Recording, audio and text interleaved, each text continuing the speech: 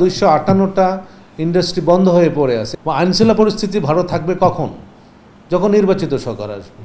অর্থনীতি আসলে অত্যন্ত সংকটের মধ্যে আছে। না, অর্থনীতি তো একটা চাপের দিকে, যেটা আমাদের অর্থ উপদেষ্টা বলি, গভর্নর বলি কিন্তু বলছে, কিন্তু তাদের মুখ থেকে এই সংকটের বিষয়গুলো আসছে এবং সেগুলোকে যেমন আমাদের IMF শেষ পর্যন্ত IMFকে যদি রাজি করতে না পারে তাহলে আমাদের জন্য একটা সমস্যা হবে। কারণ এখন 5.5, আগে ছিল 4.7, এখন ওইটা বাড়িয়ে, এই সরকারকে বাড়িয়ে 5.5 করেছে। এখন তারা তো, এখন IMF তো কোনো দেশকে স্পেশাল কোনো ট্রিটমেন্ট দেবে না, কিন্তু তাদের একটা অ্যাসাইন শর্ত আছে, কিন্তু সেই শর্তগুলোর মধ্যে অন্যতম হচ্ছে নির্বাচিত সরকার।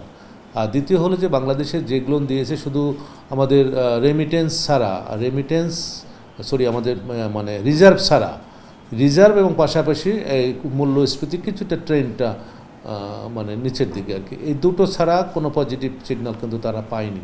বিশেষ করে রেভিনিউ কালেকশন, এটাও কিন্তু আমাদের কোনো পজিটিভ রেজাল্ট আসেনি।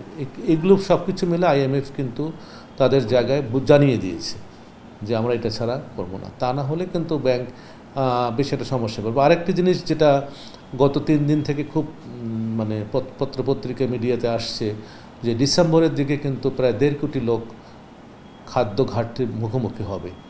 সেটা কিন্তু একেবারে খোদ সরকারের মুখপাত্র কিন্তু এই কথাগুলো বলেছে। তা সেটাও একটা কিন্তু আমাদের মানে কনসার্ন কিন্তু সামনে, যে খাদ্য বিশেষ করে 36টা বা জেলায় মানে ক্লাইমেট প্রোন যে জায়গাগুলোতে সেগুলো আবাদ কম হয়েছে, সব কিছু মিলে কিন্তু খাদ্য ঘাটতির একটা মানে কি বলবো, আমরা করছি আর কি, সংকেত পাচ্ছি আর কি।